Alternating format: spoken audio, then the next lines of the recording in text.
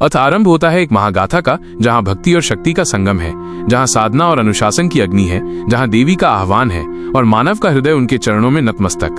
नवरात्रि केवल एक पर्व नहीं, ये तो आत्मा की तपश्चर्या का काल है। ये 9 रातें केवल दीप और ध्वनि का उत्सव नहीं, बल्कि आत्मा को मां की शरण में अर्पित करने का महायज्ञ है। और इस महायज्ञ में नियम है, संयम है, शुद्धि है, साधना है, साथ ही निषेध भी है। क्योंकि जहां तप है वहां मर्यादा है, जहां शक्ति है वहां अनुशासन है। शक्ति की उत्पत्ति कथाओं में वर्णित है कि जब जब अधर्म बढ़ा, असुरों ने धरती पर अत्याचार किया, देवता भी निराश हुए, तब एक स्वर निकला, या देवी सर्वभूतेषु शक्ति रूपेण संस्थिता। देवताओं ने अपने तेज का अंश अर्पित किया, वो तेज एकत्र हुआ, उससे प्रकट हुई आदि शक्ति मां दुर्गा। उनके नेत्र अग्नि जैसे प्रज्वलित थे, हाथों में शस्त्र थे, आभा से दिशाएं प्रकाशित हुईं। वे आईं केवल रक्षा करने नहीं, बल्कि ये बताने कि शक्ति बिना संयम के व्यर्थ है। नवरात्रि का रहस्य। नवरात्रि वही 9 रातें हैं जब शक्ति धरती पर अवतरित होती हैं। ये पर्व कहता है, हे मानव, तू अपने भीतर की आसुरी प्रवृत्तियों से युद्ध कर। नवरात्रि केवल देवी की पूजा नहीं, बल्कि आत्मा का आत्म अनुशासन है। ये समय है शरीर, मन और वचन को शुद्ध करने का, और शुद्धि तभी संभव है जब कुछ करने के साथ साथ कई काम न करने का व्रत लिया जाए। देवी का आह्वान।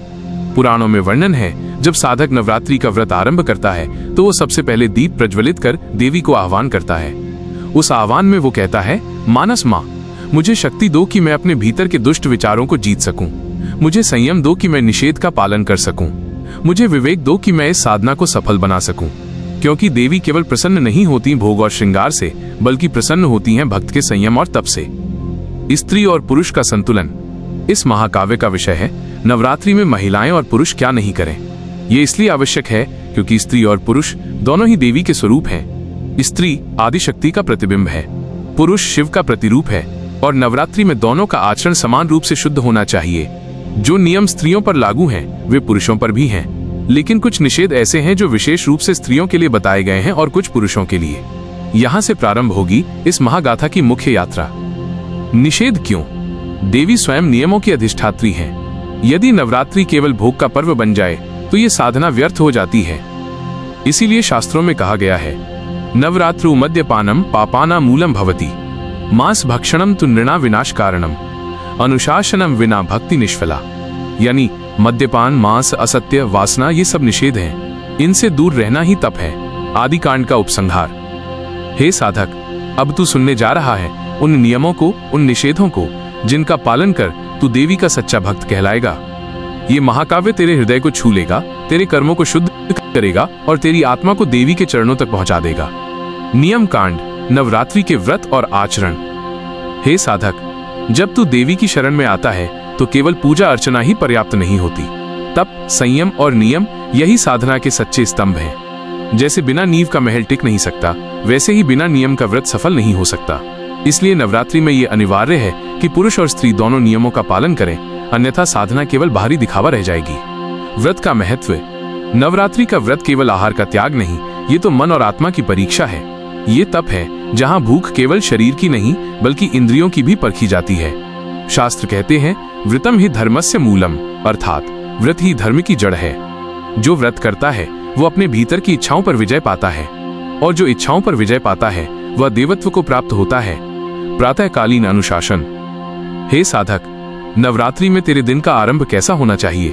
ब्रह्म मुहूर्त में उठना, ये वो समय है जब आकाशीय ऊर्जा सबसे शुद्ध होती है। यदि इस समय तू उठकर ध्यान करेगा तो तेरे भीतर की शक्ति देवी से जुड़ जाएगी। स्नान और शुद्धि। जल से स्नान करना केवल शरीर की स्वच्छता नहीं, ये भीतर के मलिन विचारों का भी परिमार्जन है। सफेद या पीले वस्त्र धारण करना, ये रंग शांति और ऊर्जा का प्रतीक है। तामसिक रंग और काले वस्त्र नवरात्रि में वर्जित हैं। आहार संबंधी नियम। नवरात्रि में भोजन केवल भूख मिटाने का साधन नहीं बल्कि साधना का अंग है। इसलिए आहार का चयन अत्यंत सावधानी से करना चाहिए। केवल सात्विक भोजन करना चाहिए। फल, दूध, मेवा, साबूदाना, कुट्टू, राजगीरा आदि। लहसुन, प्याज, मांस, मदिरा और तामसिक भोजन वर्जित हैं। भोजन से पहले देवी का स्मरण कर आचमन करना चाहिए। भोजन ग्रहण करते समय क्रोध, शोर और कलह से बचना चाहिए। हे साधक, भोजन केवल शरीर के लिए नहीं बल्कि आत्मा के लिए प्रसाद होना चाहिए। जप और साधना। नवरात्रि का हृदय है जप और ध्यान। यदि तू केवल उपवास करता है पर ध्यान नहीं करता तो तेरी साधना अधूरी है। देवी के बीज मंत्रों का जप ओम ह्रीं क्लीं चामुंडाय विच्चे, ये मंत्र साधक को आंतरिक शक्ति देता है। प्रत्येक दिन देवी के विभिन्न रूपों का ध्यान प्रथम दिवस शैलपुत्री, द्वितीय दिवस ब्रह्मचारिणी, तृतीय दिवस चंद्रघंटा और ऐसे ही नवम दिवस सिद्धिदात्री। दीपक और धूप से वातावरण शुद्ध करना। ध्यान करते समय यह अनुभव करना कि तेरे भीतर की अशुद्धि जल रही है और भीतर की शक्ति प्रकट हो रही है। आचरण के नियम। हे साधक, नवरात्रि में तेरा आचरण ही तेरा सबसे बड़ा व्रत है। सत्य बोलना, असत्य से देवी दूर हो जाती हैं। स्त्रियों और बड़ों का सम्मान नवरात्रि में स्त्री शक्ति का अपमान करना अपने व्रत को तोड़ने के समान है। दान और सेवा, भूखे को अन्न देना, प्यासे को जल देना, यही नवरात्रि की सच्ची पूजा है। क्रोध और ईर्ष्या का त्याग, ये भाव आत्मा को दूषित कर देते हैं। नवरात्रि का नियम है कि तू भीतर से भी पवित्र रहे। स्त्रियों के लिए विशेष नियम। हे देवी स्वरूपा नारी, तेरे लिए नवरात्रि का पालन और भी गहन है, क्योंकि तू स्वयं शक्ति का स्वरूप है। व्रत के दौरान हल्के और सात्विक वस्त्र पहनना, सौंदर्य प्रसाधनों का अतिरेक न करना, घर में स्वच्छता बनाए रखना। गर्भवती स्त्रियों को विशेष सावधानी रखनी चाहिए। भारी कार्य, अपवित्र भोजन और नकारात्मक विचार वर्जित है। पुरुषों के लिए विशेष नियम। हे साधक पुरुष, तेरी जिम्मेदारी है कि तू नवरात्रि में संयमित रहे। स्त्री का अनादर न करे। दाढ़ी मूछ बनवाना, बाल कटवाना वर्जित है। रात्रि में मद्य, नशा या अनैतिक व्यवहार न करे। आलस्य और विलासिता से दूर रहे। उपसंहार। हे भक्त, नवरात्रि का व्रत केवल आहार या उपवास नहीं है, ये तो आत्मा का अनुशासन है। यदि तू इन नियमों का पालन करेगा तो देवी प्रसन्न होकर तुझे वरदान देंगी, क्योंकि नियम का पालन करने वाला ही भक्ति का अधिकारी है। निषेध कांड पुरुषों के लिए क्या नहीं करना चाहिए। हे साधक पुरुष, नवरात्रि केवल देवी की आराधना का समय नहीं, ये तेरे लिए आत्मसंयम का पर्व है। जैसे एक योद्धा युद्ध भूमि में अपने शस्त्रों को अनुशासित करता है, वैसे ही तू इस काल में अपने आचरण को अनुशासित कर। देवी केवल भोग और उपहारों से प्रसन्न नहीं होती, वे प्रसन्न होती हैं जब उनका भक्त निषिद्ध मार्गों से दूर रहता है, क्योंकि नवरात्रि का हर दिन तेरी परीक्षा लेता है कि तू संयमी है या भोगी, पवित्र है या अपवित्र। तामसिक भोजन का निषेध। हे पुरुष, स्मरण रख, इस साधना काल में तेरे आहार का प्रभाव तेरे मन और आत्मा पर पड़ता है।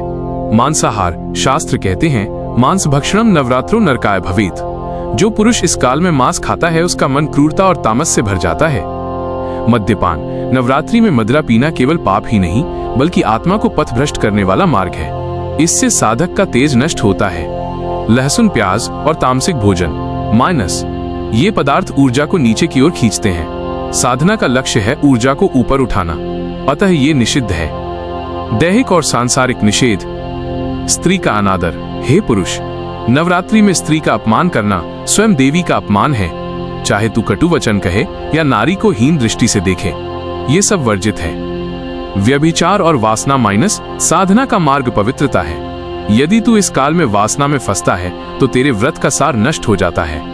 हिंसा और क्रोध यह काल करुणा और शांति का है। क्रोध करना, पशु पक्षियों को मारना या किसी जीव को कष्ट देना साधना को भंग कर देता है। बाल कटवाना और दाढ़ी मूछ बनवाना नवरात्रि में शरीर का स्वाभाविक रूप बनाए रखना चाहिए। शास्त्र कहते हैं शरीरम देवालयः। इस काल में शरीर को साधना का पात्र मानकर छेड़छाड़ करना वर्जित है। सामाजिक निषेध। झूठ और अपशब्द। हे साधक, नवरात्रि में असत्य बोलना ऐसा है जैसे दीपक में कालिक भरना। देवी सत्य रूपा है, अतः झूठ उनसे दूर ले जाता है। कलह और झगड़ा। इस काल में परिवार में कलह करना या दूसरों से विवाद करना साधना की जड़ काटने जैसा है। असम्मान। ब्राह्मण, गुरु, माता पिता, गरीब और भूखे जनों का अपमान करना देवी को अप्रसन्न कर देता है। मानव से निषेध। हे पुरुष, केवल बाहरी निषेध पर्याप्त नहीं, तेरे भीतर का अनुशासन भी आवश्यक है। ईर्ष्या। यदि तू दूसरों की सफलता देखकर जलता है तो तेरी साधना का पुण्य नष्ट होता है। आलस्य। नवरात्रि का हर क्षण साधना और सेवा के लिए है। आलस्य में सोना और समय गंवाना तेरे व्रत को खोखला बना देता है। अहंकार। मैं व्रती हूँ, मैं श्रेष्ठ हूँ, ऐसा सोचना भी वर्जित है। देवी केवल विनम्र भक्त को स्वीकार करती हैं। कथा। पुरुष साधक का पतन। पुराणों में कथा मिलती है, एक धनी पुरुष ने नवरात्रि का व्रत किया। वो दिखावे में बहुत पूजा करता, किंतु भीतर से मद्यपान और व्यभिचार में लिप्त था। नवमी के दिन जब उसने हवन किया तो अग्नि ने उसका आह्वान स्वीकार नहीं किया। वो बीमार पड़ा और धन से भी हाथ धो बैठा। तब गांव के ऋषि ने कहा, हे पुरुष, देवी केवल आडंबर से नहीं, निषेध का पालन करने से प्रसन्न होती हैं। निषेध का महत्व। हे साधक, तुझे स्मरण रखना होगा कि निषेध केवल वर्जना नहीं बल्कि ये तेरा कवच है। जैसे सैनिक युद्ध में अपने शरीर को बचाने के लिए ढाल धारण करता है, वैसे ही नवरात्रि में निषेध तेरी आत्मा को बचाने की ढाल है। उपसंहार। हे पुरुष, नवरात्रि में तेरा धर्म यही है कि तू संयमी बने, निषिद्ध मार्गों से बचे और अपने भीतर के पुरुषार्थ को जागृत करे। तभी देवी प्रसन्न होंगी, तुझे बल और ज्ञान देंगी और तेरा जीवन सफल होगा। निषेध कांड महिलाओं के लिए क्या नहीं करना चाहिए। हे देवी स्वरूपा नारी, नवरात्रि केवल उपवास का पर्व नहीं, ये वो समय है जब तू अपने भीतर सोई हुई शक्ति को जगाती है। नवरात्रि का अर्थ ही है आत्मसंयम और शुद्धता। यदि पुरुष अनुशासन का धारण करता है तो स्त्री स्वयं शक्ति का प्रतिरूप है। इसलिए नवरात्रि में स्त्री का आचरण और भी महत्वपूर्ण माना गया है। देवी स्वयं नारी है, इसलिए नारी की साधना सीधे देवी से जुड़ जाती है। इसीलिए शास्त्रों ने बताया है कि महिलाओं को इस पावन काल में कई कार्य नहीं करने चाहिए। तामसिक आहार का निषेध। हे नारी, तेरा शरीर स्वयं सृष्टि का मंदिर है, तू मातृत्व का स्रोत है, अतः तुझे अपने आहार का विशेष ध्यान रखना चाहिए। मांसाहार और मदिरा, यदि नारी इस काल में मांस या मदिरा ग्रहण करती है तो उसका मातृत्व कलुषित हो जाता है, देवी उस स्त्री से विमुख हो जाती हैं। लहसुन और प्याज ये तामसिक भोजन है, ये मन को अस्थिर और वासनात्मक बनाते हैं। नवरात्रि में इनसे दूर रहना आवश्यक है। भोग और विलासितापूर्ण भोजन। साधना काल में भोजन केवल शरीर का पोषण नहीं बल्कि आत्मा के शुद्धिकरण का साधन है। श्रृंगार और विलासिता का निषेध। हे देवी स्वरूपा, श्रृंगार तेरे सौंदर्य का आभूषण है, परंतु नवरात्रि में अत्यधिक श्रृंगार साधना से भटका देता है। आडंबरपूर्ण वस्त्र और आभूषण पहनना वर्जित है। सौंदर्य प्रसाधनों का अतिरेक साधना को बाहरी दिखावे में बदल देता है। नवरात्रि का उद्देश्य है आंतरिक सौंदर्य को प्रकट करना, न कि बाहरी आकर्षण को। सामाजिक आचरण का निषेध। निंदा और कलह। हे नारी, तू परिवार की आधारशिला है। यदि तू कलह करेगी तो पूरे घर का वातावरण दूषित हो जाएगा। नवरात्रि में परनिंदा और विवाद वर्जित है। असम्मान। यदि तू अपने पति, माता पिता या सास ससुर का अनादर करती है तो देवी की कृपा तुझसे दूर चली जाती है। लोभ और स्वार्थ। इस काल में लोभ करना, धन या वस्त्र संपत्ति की अधिक इच्छा रखना साधना को निष्फल कर देता है। गर्भवती महिलाओं के लिए भारी कार्य करना, देर रात तक जागना, नकारात्मक विचार रखना - ये सब वर्जित है। गर्भवती नारी को इस काल में देवी की कथा और भजन सुनना चाहिए। किशोरियों के लिए इस काल में मोबाइल, मनोरंजन और बाहरी विचलनों से दूर रहना चाहिए, क्योंकि ये काल मन की शुद्धि का है। विवाहित स्त्रियों के लिए पति के साथ कलह करना, परिवार को उपेक्षित करना साधना के विरुद्ध है। मानव से निषेध। वासना और असंयमित विचार। नवरात्रि मन की साधना है। यदि नारी अपने विचारों में ही अपवित्र है तो व्रत का कोई अर्थ नहीं। ईर्ष्या और द्वेष, अन्य स्त्रियों से जलना, उनकी निंदा करना, ये सब वर्जित है। आलस्य। घर और मंदिर की स्वच्छता, पूजा पाठ में सक्रिय रहना आवश्यक है। आलस्य साधना को नष्ट कर देता है। कथा। स्त्री साधिका का पतन और उत्थान। पुराणों में कथा आती है, एक स्त्री ने नवरात्रि का व्रत रखा परंतु दिन भर पड़ोस की निंदा करती। वो भोजन भी तामसिक बनाती और श्रृंगार में लिप्त रहती। नवमी के दिन जब उसने कन्या पूजन किया तो कन्याएं प्रसन्न न हुई। उसी रात उसे स्वप्न में देवी प्रकट हुई और बोली, हे पुत्री, तू व्रत करती है परंतु निषेध नहीं मानती, इसलिए तेरा व्रत व्यर्थ हुआ। वो स्त्री पछताई और अगले वर्ष नियम और निषेध दोनों का पालन किया। तब देवी प्रसन्न हुई और उसके जीवन में सुख समृद्धि लौटी। उपसंहार। हे नारी, तू स्वयं आदि शक्ति है, परंतु नवरात्रि में तेरा हर आचरण पूरे परिवार और समाज पर प्रभाव डालता है। यदि तू निषिद्ध मार्गों से दूर रहेगी तो देवी तुझ पर अपनी कृपा वर्षा करेंगी। तेरा घर समृद्ध होगा, तेरे जीवन में शांति आएगी और तभी पूर्ण होगी तेरी साधना जब तू बाहर और भीतर दोनों से पवित्र होगी। रहस्य कांड। क्यों ये निषेध है? नवरात्रि केवल उपवास और पूजन की परंपरा नहीं है, ये आत्मा और शक्ति के बीच का अद्भुत संगम है। स्त्री और पुरुष साधक जब देवी की उपासना में बैठते हैं तो उनसे अपेक्षित है कि वे शरीर, मन और वचन को पवित्र बनाएं। परंतु प्रश्न ये उठता है, देवी आराधना में इतने निषेध क्यों रखे गए हैं? यही प्रश्न हमें इस रहस्य कांड की यात्रा पर ले जाता है। पौराणिक रहस्य। पुराणों में कहा गया है कि जब देवासुर संग्राम में देवता शक्तिहीन हो गए तब उन्होंने आदिशक्ति की आराधना की। देवी ने प्रकट होकर कहा, हे देवगण, शक्ति प्राप्ति के लिए केवल पूजन ही पर्याप्त नहीं बल्कि साधक को अपने भीतर की अशुद्धियों को दूर करना होगा। जहां तामस है वहां मैं प्रकट नहीं होती। इसी कारण नवरात्रि में मांस, मदिरा, झूठ, हिंसा और वासना जैसे आचरणों पर रोक लगाई गई, क्योंकि ये सब तामसिक ऊर्जा को बढ़ाते हैं और तामस शक्ति देवी की उपस्थिति को ढक देती है। वैज्ञानिक कारण। नवरात्रि का समय ऋतु परिवर्तन का होता है। बरसात से शरद और शीत से वसंत। ऐसे समय में शरीर और मन संवेदनशील होते हैं। तामसिक भोजन मांस, मदिरा, प्याज, लहसुन पचने में कठिन होते हैं और मन को भारी बनाते हैं। झूठ और निंदा से मस्तिष्क में तनाव हार्मोन कॉर्टिसोल बढ़ते हैं, जिससे साधना में एकाग्रता नष्ट होती है। क्रोध और वासना से शरीर की प्राण शक्ति बायो एनर्जी निचली दिशा में प्रवाहित होती है, जबकि साधना के लिए उसे ऊपर उठाना आवश्यक है। इसलिए निषेध केवल धार्मिक नियम नहीं बल्कि वैज्ञानिक अनुशासन है। आध्यात्मिक दृष्टिकोण देवी आराधना का सार है, शक्ति का जागरण और आत्मा का शुद्धिकरण। पुरुष यदि स्त्रियों का अपमान करें तो उनके भीतर की शक्ति का अनादर होता है। महिलाएं यदि परनिंदा करें या असंयमित हों तो उनका चित्त चंचल हो जाता है और साधना अधूरी रह जाती है। झूठ, मदिरा, मांस ये सब आत्मा पर कर्मिक बंधन डालते हैं, जिससे साधना का फल क्षीण हो जाता है। रहस्य कथा कहते हैं, एक बार एक गांव में नवरात्रि पूजन हो रहा था। सभी उपवास में थे, पर एक व्यक्ति ने छुपकर मदिरा पी। माता की आरती के समय वो मुंह से धुआं छोड़ते हुए गिर पड़ा। लोगों ने देखा, देवी की मूर्ति से ज्वाला प्रकट हुई और उसने चेतावनी दी, जो निषेध तोड़ेगा उसकी साधना व्यर्थ होगी। उसी गांव में एक स्त्री थी जिसने नियमों का पालन किया। वो निंदा से दूर रही, केवल जप करती रही। नवरात्रि के 9वें दिन उसे देवी ने स्वप्न में दर्शन दिए और वरदान दिया कि उसके घर कभी अन्न की कमी न होगी। ये कथा स्पष्ट करती है कि निषेध केवल रोक नहीं है, बल्कि साधक की ऊर्जा को सुरक्षित रखने का साधन है। पुरुष और स्त्रियां यदि इन नियमों और निषेधों का पालन करें, उनका चित्त निर्मल होता है, साधना सफल होती है, देवी की कृपा सहजता से प्राप्त होती है। नवरात्रि में निषेधों का मूल कारण यही है कि साधक का पूरा ध्यान भीतर की ओर जाए, वो तामस और रजस से मुक्त होकर सात्विक ऊर्जा से जुड़ सके। समापन कांड, फलश्रुति। हे साधक, अब हम उस समय पर पहुंचे हैं जब नवरात्रि का पर्व समाप्त होता है। नवरात्रि केवल दिन और रात का योग नहीं, बल्कि जीवन और आत्मा का महायज्ञ है। जो व्यक्ति नियम और निषेध का पालन करता है, वो देवी की कृपा और साधना के वास्तविक फल को अनुभव करता है। ये खंड हमें ये समझाता है, नियमों और निषेधों का पालन करने का वास्तविक फल क्या है, साधक कैसे सफल होता है और मानव जीवन का उत्थान कैसे होता है। नियम और निषेध का पालन करने का फल, मन और चेतना की शुद्धि। जो साधक उपवास, जप और नियमों का पालन करता है, उसका मन वचन और कर्म में संयमित होता है। विचारों की अशुद्धि नष्ट होती है और आत्मा में सात्विक ऊर्जा का संचार होता है। आध्यात्मिक शक्ति का विकास। नियमों का पालन कर व्यक्ति भीतर से मजबूत होता है, इच्छाओं और वासनाओं पर विजय प्राप्त होती है। साधक न केवल स्वयं सुरक्षित रहता है, बल्कि उसके आसपास का वातावरण भी पवित्र और सुखमय बनता है। सकारात्मक ऊर्जा का संचार। शारीरिक, मानसिक और आध्यात्मिक ऊर्जा संतुलित होती है। तामस और रजस का प्रभाव घटता है। सात्विक ऊर्जा प्राण शक्ति बढ़ती है, जिससे साधक अपने जीवन में आनंद और सफलता अनुभव करता है। कर्मों की शुद्धि और पुण्य का संचित होना।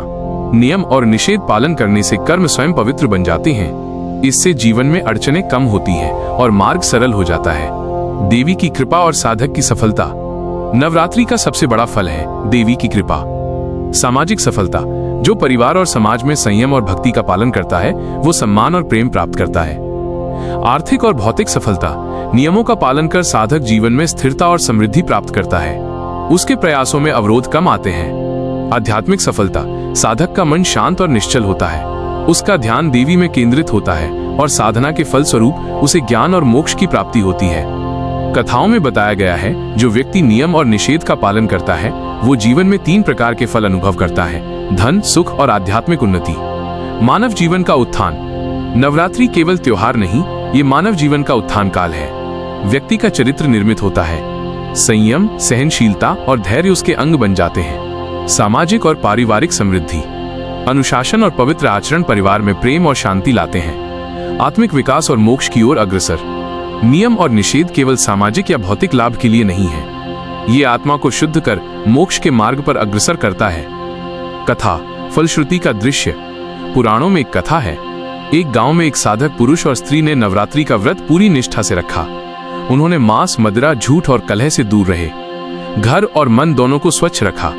जप और ध्यान में ध्यान केंद्रित किया। नवमी के दिन देवी प्रकट हुई और आशीर्वाद दिया। हे भक्त, तुम्हारा मन, वचन और कर्म शुद्ध हुए। अब तुम्हारा जीवन सुख, समृद्धि और आध्यात्मिक उन्नति से परिपूर्ण होगा। वो जोड़े अपने जीवन में शांति, आनंद और सफलता का अनुभव करने लगे। इस प्रकार नियम और निषेध पालन करने से साधक को भौतिक, मानसिक और आध्यात्मिक त्रैमूर्ति का वरदान मिलता है। हे साधक, नवरात्रि केवल 9 दिन का पर्व नहीं है, ये जीवन की शिक्षा है। नियम और निषेध का पालन ही सफलता का मूल है। संयम, भक्ति और साधना से मानव जीवन का उत्थान होता है। देवी की कृपा और साधक की सफलता अटूट होती है। यदि तू नवरात्रि में निषेधों और नियमों का पालन करेगा तो न केवल तेरा जीवन पवित्र और समृद्ध होगा, बल्कि तुझे आध्यात्मिक सिद्धि और मोक्ष का मार्ग भी प्राप्त होगा। समापन कांड। फलश्रुति यही संदेश देता है कि नियम और निषेध केवल पाबंदियां नहीं है, ये साधक के जीवन को आदर्श, पवित्र और सफल बनाने का दिव्य मार्ग है।